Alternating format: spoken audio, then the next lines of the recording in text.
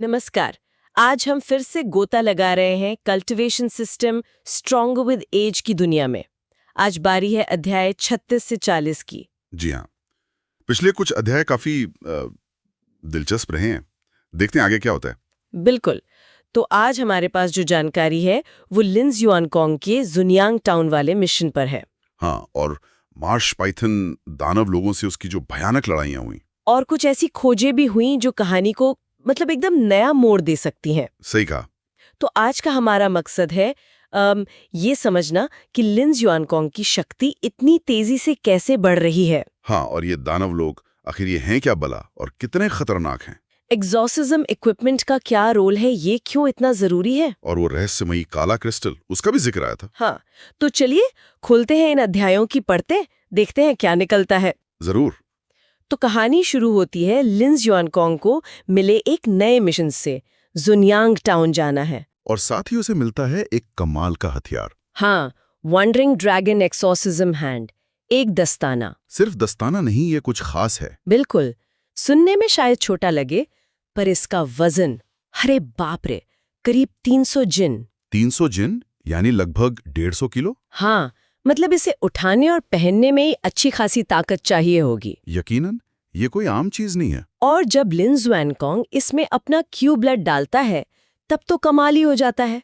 वो दस्ताना फैलता है और पूरी दाहिनी बाह को सफेद चमकदार एकाली से ढक लेता है। बिल्कुल, किसी ड्रैगन के हाथ जैसा लगता होगा। हाँ, और इससे मुक्के की ताकत कहते हैं 10 गुना से भी ज्यादा बढ़ जाती है। 10 गुना, ये तो बहुत ज्यादा है। और सबसे बड़ी बात, जो शायद ज्यादा जरूरी है, ये दानव क्यू के बुरे असर से भी बचाता है। बिल्कुल, और यहीं पर एक्सॉर्सिज्म इक्विपमेंट का असली महत्व समझ आता है।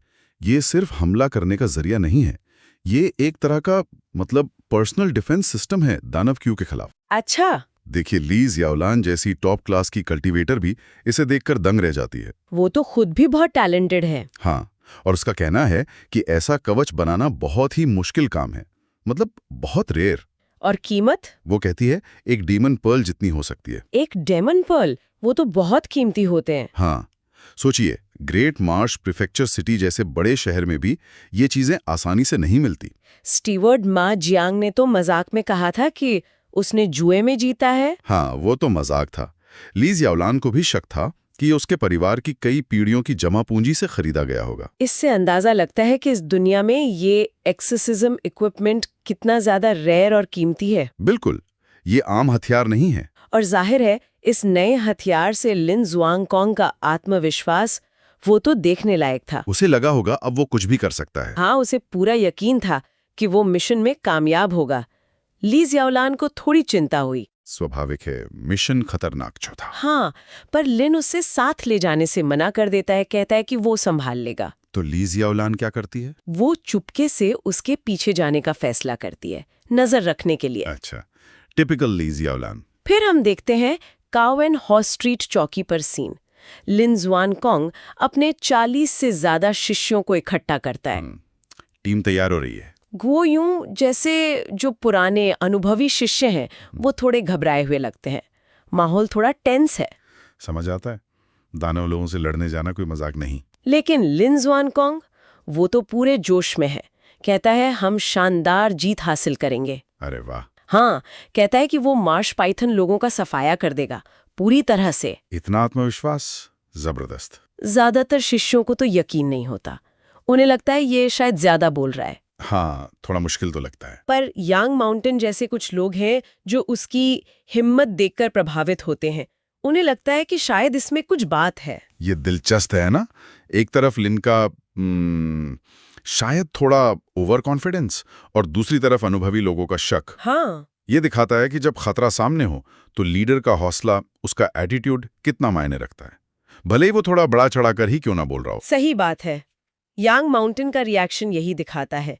कभी कभी सिर्फ हिम्मत दिखाना ही काफी होता है दूसरों को हिम्मत देने के लिए। बिल्कुल। खैर, टीम रात तक जुनियांग टाउन पहुंचती है और वहां का मंजर, ओह, बहुत भयानक था। क्या देखा उन्होंने? दीवारों पर आग लगी हुई थी, ऊंची ऊंची लपटें उठ रही थीं। हाँ, शहर जल रहा था? नहीं, यहीं पर लिंस युआनकोंग की समझदारी दिखती है। पहले तो शिष्यों को लगा कि शहर गया हाथ से, लेकिन लिन नोटिस करता है कि आग दीवारों पर बाहर की तरफ है, अंदर नहीं। अच्छा, तो इसका क्या मतलब हुआ? वो अंदाजा लगाता है कि ये आग रक्षकों ने खुद लगाई है। खुद लगाई है? क्यों? क्योंकि मार्श पाइथन पानी के जीव हैं, वो आग से डरते हैं। ओह, चालाक। ये एक डिफेंसिव टैक्टिक है। हाँ, ताकि रक्षकों को रात में थोड़ा आराम मिल सके और पाइथन लोग दीवार के पास ना आए। वाकई मुश्किल हालात में स्मार्ट सोच। तभी जंगल से चीखें सुनाई देती हैं। किसकी? और फिर करीब 100 दानव लोग जंगल से निकलते हैं। लंबे, पूंछ वाले, अजीब सफेद त्वचा, माथे पर एक काइल्स। मार्श पाइथन लोग? हाँ, और सबसे वहशी चीज, वो अपने साथ कुछ बंदी लाए थे। बंदी? कौन लोग? बूढ़े, बच्चे, औरतें, आम लोग। और वो उन्हें गेट के बाहर लगे खंभों पर टांगना शुरू कर देते हैं, जिंदा। क्या? ये तो बहुत ही क्रूर है। हाँ, कुछ तो अभी भी हिल रहे थे।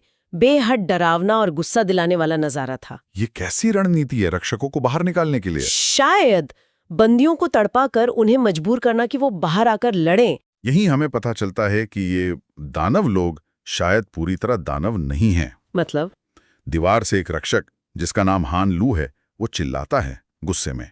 कहता है, तुम कभी इंसान थे, अब दानवों के गुलाम बनकर अपनों को ही मार रहे हो। ओहो, तो ये पहले इंसान थे जिन्हें बदल दिया गया है। लगता तो यही है। इससे रक्षकों की मुश्किल और बढ़ जाती है। एक तरफ दुश्मन, दूसरी तरफ अपने ही लोग जो दुश्मन बन गए हैं। और बाहर बेगुनाह मर रहे हैं, अंदर रहें तो उन्हें मरता देखें, बाहर निकलें तो मौत का खतरा। बहुत बुरी स्थिति थी। हान लू ये सब बर्दाश्त नहीं कर पाता।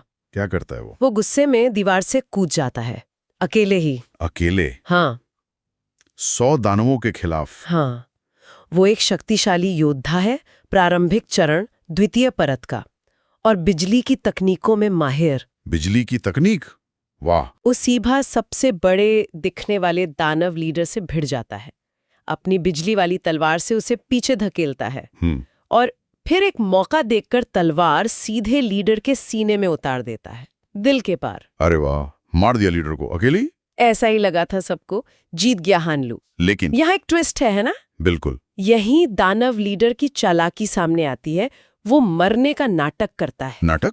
कैसे? पता चलता है कि उसने लड़ाई से पहले चूहे खाए थे और उनके खून से वो अपने दिल के घाव को तेजी से ठीक कर लेता है। क्या? चूहे के खून से? ये कैसी ताकत है? अविश्वसनीय रिकवरी पावर। और वो छुपाए रखता है। जैसे ही हान लू उन बचाई गई महिलाओं की तरफ मुड़ता है उन्हें संभालने, हाँ। लीडर अचानक अपनी पूंछ से हमला करता है, महिलाओं को कुचल देता है और हान लू की जांघ तोड़ देता है। नहीं, ये तो बहुत बुरा हुआ। बहुत बुरा। और ये घटना दानव लोगों की दो बातें साफ करती है। एक, उनकी भयानक रिकवरी पावर, और दूसरी, उनकी धूर्तता। वो सिर्फ जंगली जानवर नहीं है, वो चालाक हैं, योजना बनाते हैं। हान लू को समझ आता है कि लीडर ने जानबूझकर महिलाओं को ढाल बनाया और फिर हमला किया। ये सब देखकर दूर छिपे लिन ज़्वानकोंग के शिष्य, वो तो सदमे में आ गए होंगे। हाँ, हान लू जैसा योद्धा इतनी बुरी तरह घायल हो गया, उनका डरना लाजमी था। तभी लिन ज़्वानकोंग हरकत में आता है। वो अपने मुख्य शिष्यों को बुलाता है, गो यूं, लिएर, यांग माउंटेन। और क्या कहता है? उन्हें जंगल के निकास पर घात लगाने भेजता है। घात? लेकिन क्यों? लड़ाई तो यहाँ चल रही है। लिन का कहना है कि दानव लोग हार मानकर जंगल की तरफ भागेंगे और उन्हें रोकना होगा। जंगल की तरफ क्यों भागेंगे? और रोकना क्यों जरूरी है? लिन कहता है कि जंगल में पानी के स्रोत होंगे और पानी के पास ये मार्स पाइथान लोग और ज्यादा खतरनाक हो जाते हैं। अजय, ये बात है, पानी उनका इलाका है। पर शिष्य हैरान, उन्हें यकीन नहीं होता। उन्हें लगता है दानव तो जीत रहे हैं, वो क्यों भागेंगे? उन्हें लगा होगा स्टीवर्ट लिन डर गए हैं और भागने का रास्ता बना रहे हैं। बिल्कुल, उन्हें उसकी रणनीति पर, उसके आत्मविश्वास पर शक होता है।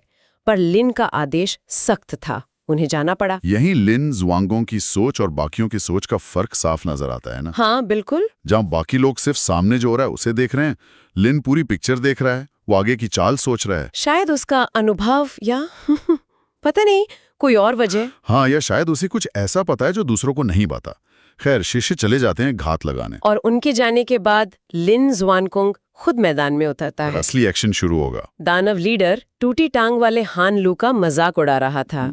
तभी उसकी नजर लिन पर पड़ती है। उसे लगा होगा एक और शिकार आ गया। हाँ, वो उसे आसान शिकार समझकर हमला करने दौड़ता है। और फिर अगले ही पल खेल पलट जाता है। ओके, लिन ज़ुआनकोंग अचानक बिजली की रफ्तार से आगे बढ़ता है और सीधे लीडर से जा टकराता है। उसका वो भारी वॉन्डरिंग ड्रैगन आर्म, हाँ, क्या हुआ? वो लीडर के सीने को चीरता हुआ आर पार हो जाता है। हाँ, दिल के चीथड़े हवा में उड़ जाते हैं। बाप रे, एक ही बार में? और ये यही नहीं रुकता। लिन अपनी द्वितीय परत, मध्य ग्रेड की ताकत और उस दस्ताने के वजन का इस्तेमाल करता है। ओके। वो लीडर के विशाल शरीर को पीछे धकेलता है, दसियों झांग पीछे, लगभग 100 फीट। 100 फीट उसे घसीटता हुआ ले गया? हाँ, सीधा दानवों की भीड़ में ले जाके पटक देता है। जबरदस्त। ताकत का क्या प्रदर्शन है? लीडर जमीन पर गिरता है।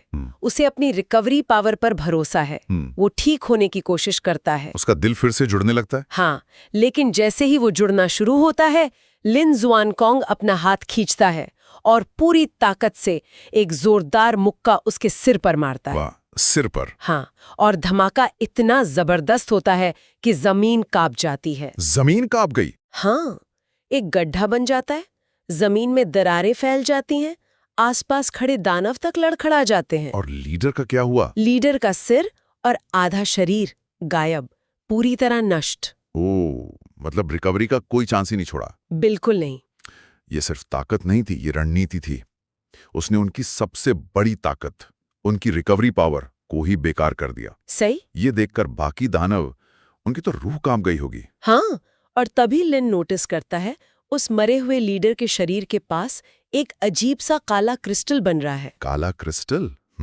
ये दिलचस्प है, इसे याद रखना होगा। लिन उसे उठाकर जेब में रख लेता है, पर सोचने का वक्त कहाँ था। क्यों, क्या हुआ? एक दूसरा लीडर चिल्लाता है, सब मिलकर हमला करो, इसे मार डालो। ओहो, अब मॉब अटैक? हाँ, दर्जनों दानव, पत्थर, टूटे हुए खंभे, अपनी पूछे सब लेकर लिन ज़ुआनकोंग पर टूट पड़ते हैं, एक साथ। ये तो बहुत खतरनाक स्थिति है, इतने सारे हमले एक साथ, बचना मुश्किल है। ऐसा ही लग रहा था, हमले बारिश की तरह बरस रहे थे। लेकिन लिन ज़ुआनकोंग वो उन हमलों के बीच से निकलता है। क्या?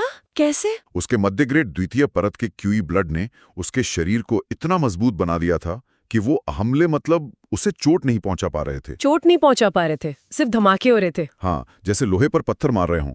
वो हमलों को झेलता हुआ आगे बढ़ता है और दानवों को मारना शुरू कर देता है, एक एक करके। कैसे? किसी की खोपड़ी फोड़ देता है, किसी का जबड़ा तोड़ देता है, किन्हीं दो दानवों के सिर पकड़कर आपस में टकरा देता है। बाप रे, ये तो नरसंहार है। कहानी में लिखा है 3 कदम 12 मुस्कान, मतलब 3 बड़े कदमों में 12 दानवों का सफाया। इसे कहते हैं कहर बरपाना। अविश्वसनीय, उसकी सहन शक्ति और लड़ने का तरीका। हाँ, बिल्कुल। ये उसके विशाल क्यूई ब्लड भंडार और उस मजबूत शरीर की वजह से ही मुमकिन हुआ होगा। देखो, उसका लड़ने का तरीका भी अलग है। कैसे? वो डिफेंस की ज्यादा परवाह नहीं कर रहा, वो सीधा जानलेवा हमला कर रहा है, सिर पर निशाना लगा रहा है, ताकि रिकवरी का सवाल ही न उठे। एग्जैक्टली। और एक और खास बात। क्या? इतने सारे हमलों से जो दानव च्यूई उसके आसपास जमा हो रही थी, उसका एग्जॉर्सिज्म हैंड उसे लगातार नष्ट कर रहा था। ओह, तो वो दस्ताना सिर्फ हमला नहीं कर रहा था, डिफेंस भी कर रहा था। हाँ, ये देखकर बचे हुए दानवों की हालत जरूर पतली हो गई होगी।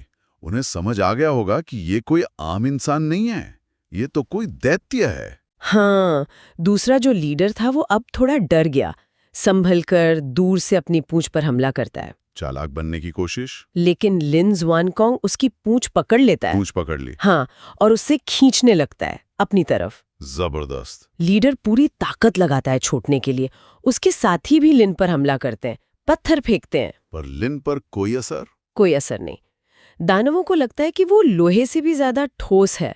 उसकी रक्षा अभेद्य लग रही थी। और आखिरकार लिन उसे खींची लाता है और एक ही मुक्के में उसका भी सिर फोड़ देता है। दूसरे लीडर का भी काम तमाम। हाँ, अब तो दानवों में खौफ बैठ गया होगा, डर, सिर्फ ताकत का नहीं बल्कि उसके कभी न खत्म होने वाले क्यूई ब्लड का, उसके दानव क्यूई के प्रतिरोध का। हाँ, उन्हें लगा होगा कि इसे मारना नामुमकिन है।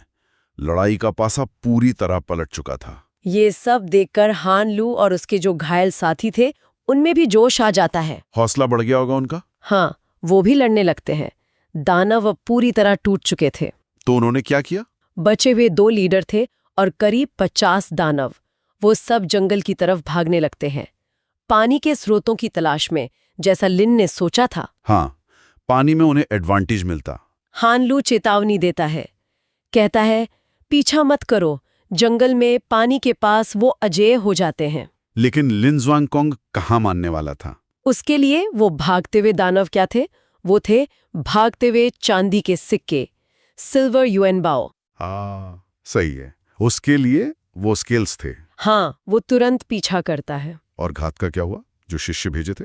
जैसे ही दानव जंगल के किनारे पहुंचते हैं, घात लगाए बैठे ली एयर, यांग माउंटेन और बाकी शिष्य उन पर हमला कर देते हैं। Perfect ambush. लिन की योजना काम कर गई। बिल्कुल। इसके बाद तो बस मारकाट मची, दानवों के पास भागने का कोई रास्ता नहीं था। और लिन ज़ुआंगकोंग? उसने तो कहर बरपा दिया, अकेले ही 96 दानवों को मारकर उनके माथे के वाइट स्केल्स निकाल लिए। 96? हाँ। अकेले? हाँ, सोचिए, ली एयर जैसा योद्धा जो खुद काफी ताकतवर है, उसने एक लीडर पर 120 बार अपनी कुल्हाड़ी चलाई, पर उसे मार नहीं पाया। 120 बार, और फिर भी नहीं मरा? हाँ, यांग माउंटेन को भी एक लीडर को मारने के लिए हान लू की मदद लेनी पड़ी। इससे फिर वही बात साबित होती है। क्या? एक्सॉर्सिज्म हैंड और लिन ज़ुआंगकोंग का वो जबरदस्त क्यूब ब्लड, उसका कोई मुकाबला नहीं था। सही।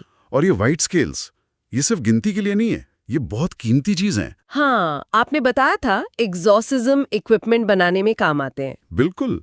और हर एक स्केल की करीब 30-40 टैल चांदी। 30-40 टैल एक स्केल की। हाँ। और लिन ने कुल कितने जमा किए? 108। 108 स्केल।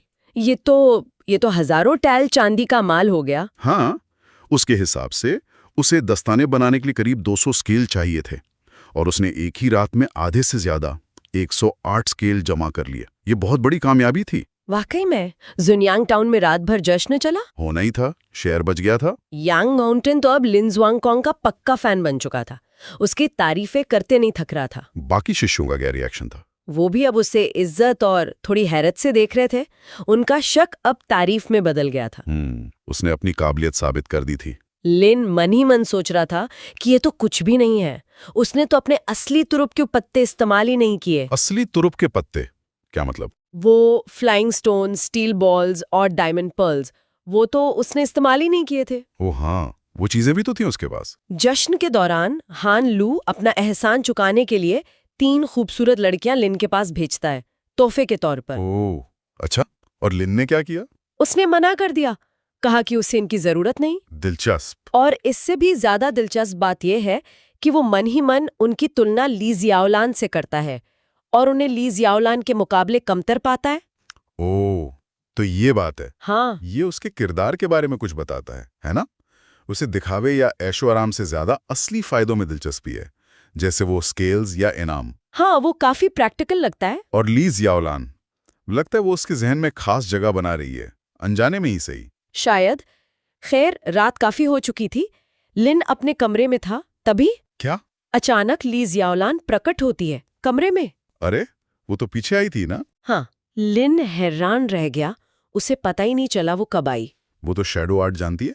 हाँ, तभी लिन को वो काला क्रिस्टल याद आता है जो पहले लीडर के पास मिला था। हाँ, वो रहस्यमयी क्रिस्टल। वो उसे ली जियाओलान को दिखाकर पूछता है, ये क्या चीज है? ये उस लीडर के मरने के बाद बनी थी। और ली जियाओलान का क्या रिएक्शन था? वो उसे देखकर पहले चौंकती है, फिर बेहद खुश हो जाती है, उसकी आंखें चमक उठती हैं। खुश? क्यों? वो बताती है कि ये है दानव लोगों का सार, डीमन पीपल्स एसेंस। दानव लोगों का सार, ये क्या होता है? ली जियाओलान समझाती है कि ये एक्सॉर्सिज्म इक्विपमेंट बनाने के लिए सबसे दुर्लभ, सबसे कीमती, सबसे जरूरी चीज है। सबसे जरूरी? वाइट स्किल से भी ज्यादा? हाँ, ये इतनी दुर्लभ है कि सैकड़ों लीडरों में से शायद किसी एक के मरने पर बनती है, वो भी तब जब वो लीडर बहुत शक्तिशाली हो और दानव क्यूई के साथ उसका तालमेल बहुत अच्छा हो। सैकड़ों में एक वाकई में दुर्लभ है। और इसकी कीमत, ली जियाओलान कहती है, ये एक डीमन पर्ल के बराबर कीमती है। डेमन पर्ल के बराबर? यानी लिन को अनजाने में एक और डेमन पर्ल मिल गया? हाँ, एक तरह से जैकपॉट लग गया, वो तो हक्का बक्का रह गया। जाहिर है, अनजाने में इतना बड़ा खजाना हाथ लग गया। वो सोचता है, चलो अच्छा है, अब थोड़े और स्केल जमा करके एक सॉसेज हैंड का दूसरा जोड़ा बनवा लेंगे। लेकिन ली जियाओलान उसे डांटती है, कहती है, दस्ताने तुम इतनी कीमती सार को सिर्फ दस्तानों पर बर्बाद करोगे? हाँ सही बात है, ये तो वेस्टेज होता। वो कहती है तुम्हें 800 स्केल जमा करने का सोचना चाहिए और पूरे शरीर का एक्सॉर्सिज्म आर्मर बनवाना चाहिए। पूरे शरीर का आर्मर 800 स्केल? हाँ, वो कहती है सोचो जरा, पूरा शरीर दानव रोधी कवच से ढका हुआ, दानव की का कोई असर नहीं, तुम्हारी ताकत 10 गुना बढ़ जाएगी। 10 गुना पूरे शरीर पर? ये तो अजय बना देगा उसे। लिन भी ये कल्पना करके ही उत्साहित हो जाता है। बिल्कुल। 800 स्केल जमा करना बहुत मुश्किल होगा, पर इनाम भी उतना ही बड़ा है। बिल्कुल। लीजियोलान फिर मजाक में कहती है कि जब आर्मर बन जाए तो उसे भी पहनने देना एक बार। हाँ। और तभी लिन एक और चीज नोटिस करता है। क्या? जब लीजियोलान गायब होती है तो इस बार उसे उसकी हल्की सी झलक दिखती है। पहले ऐसा नहीं होता था। ओह, इसका मतलब कि लिन की खुद की ताकत, उसकी समझ, उसकी इंद्रियां वो भी तेजी से बढ़ रही हैं। वो अब लीजियोलान जैसी कुशल योद्धा की हरकतों को भी थोड़ा-थोड़ा समझने लगा है। ये भी एक बड़ी प्रगति है। और वो सार मिलना, ये कहानी में एक बड़ा मोड़ है। हाँ। ये लिन की किस्मत को भी दिखाता है और उसकी बढ़ती ताकत को भी। और अब उसके पास एक बहुत बड़ा लॉन्ग टर्म लक्ष्य भी है। पूरे आर्मर के लिए 800 स्केल जमा करना। हाँ, जो आसान नहीं होने वाला। अगली सुबह एक और खुशखबरी आती है। और क्या? हन लू खबर लाका है। हॉल मास्टर जुनियांग टाउन की जीत से बहुत ज्यादा खुश हैं। अच्छा। उन्होंने इसे हाल के सालों की सबसे बड़ी जीत बताया है दानवों के खिलाफ, और इनाम कई गुना बढ़ा दिया गया है। वाह, क्या मिला इनाम में? 3 टर्टल पोरिया एलिक्सिर। 3? ये तो बहुत कीमती होते हैं। एक एलिक्सिर 3 साल से ज्यादा जीवन बढ़ाता है और पता नहीं कितने 9 रेवोल्यूशन सूप के बराबर होता है। हाँ, और साथ में 9 रेवोल्यूशन क्यूई रिप्लेनिशिंग सूप की पूरी 100 खुराकें। 100 खुराकें? ये तो साधना के लिए खजाना मिल गया उसे। इससे उसकी तरक्की और तेज होगी। बिल्कुल, और इनाम यहीं खत्म नहीं होता। और भी है? हाँ, हॉल मास्टर ने लिन जुआंगकोंग को अगले 15 दिनों के लिए हान लू के साथ जुनियांग टाउन की सुरक्षा का काम सौंपा है। Guard duty? Guard duty. ये नाम कैसे हुआ? क्योंकि ये यिन तालिस्मैन थंडर तकनीक सीखने के लिए जरूरी 3 कामों में से दूसरा काम है। ओह, तो एक तीर से 2 निशाने। हाँ, जीत का इनाम भी मिला और शक्तिशाली तकनीक सीखने की तरफ एक और कदम भी बढ़ गया। क्या बात है। मतलब संप्रदाय ने उसकी काबिलियत को पूरी तरह पहचान लिया है। लगता तो यही है। उसे जबरदस्त संसाधन मिल रहे हैं साधना के लिए। हाँ, और वो एक बहुत शक्तिशाली टेक्निक सीखने के रास्ते पर भी आगे बढ़ गया है। हाँ, लेकिन एक बात और ध्यान रखने वाली है। क्या? जहां जुनियांग टाउन बच गया, वहीं खबर आती है कि पास का जुनेक्सी टाउन वो दानवों के कब्जे में चला गया, पूरी तरह तबाह हो गया। ओह, तो खतरा अभी टला नहीं है। बिल्कुल नहीं, खतरा शायद और बढ़ रहा है। जुनियांग की ये जीत और शांति शायद बस कुछ वक्त के लिए ही हो। ये तो चिंता की बात है। खैर, अगले 10 दिन लिन शांति से गार्ड ड्यूटी करता है और साधना करता है उन नए मिले संसाधनों से। हाँ, उसे महसूस होता है कि उसका क्यूई ब्लड और भी ज्यादा मजबूत और ज्यादा गाढ़ा हो रहा है। वो द्वितीय परत के अंतिम चरण के बहुत करीब पहुंच गया है। अंतिम चरण? जहां शरीर में काया पलट होता है, मेटामॉर्फोसिस। हाँ, जहां शरीर शायद और भी ज्यादा मजबूत, ज्यादा टिकाऊ, शायद अभेद्य बन जाए। अभेद्य, जैसे वो दाढ़ी वाला मार्शल कल्टीवेटर था। हाँ, लिन को भी वही याद आता है। वो अपनी बांह पर तलवार से कट लगाकर देखता है। और कट लगता है। हाँ, अभी भी कट लगता है। मतलब वो अभी उस स्तर पर नहीं पहुंचा है, लेकिन वो उस अभेद्यता को पाने का बेसब्री से इंतजार करता है। जाहिर है, डिफेंसिव क्षमताएं बढ़ाना बहुत जरूरी है। बिल्कुल। तो कुल मिलाकर इन अध्यायों में हमने देखा जुनियांग टाउन की एक हैरत अंगेज, लगभग असंभव सी लगने वाली रक्षा। हाँ, लिन जुआनकोंग की शक्ति का एक भयानक प्रदर्शन, एक्सोर्सिज्म हैंड का कमाल, दानव सार जैसी एक बेहद दुर्लभ और कीमती चीज का मिलना, और भविष्य के लिए बड़े इनाम और नए मौके खुलना। हाँ, और इसके गहरे मायने भी हैं। लिन की तरक्की वो चौंकाने वाली तेजी से हो रही है, शायद उम्मीद से भी ज्यादा तेज। सही। दानवों से टकराव और बढ़ रहा है और ज्यादा खतरनाक होता जा रहा है। हाँ, जुनेक्सी टाउन का गिरना यही दिखाता है।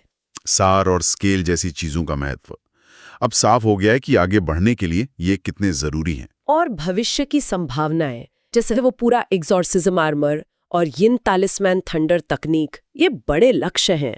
बिल्कुल। कहानी अब एक नए लेवल पर जा रही है। तो जाते जाते एक सवाल हमारे जहन में आता है जो इन अध्यायों से ही उठता है।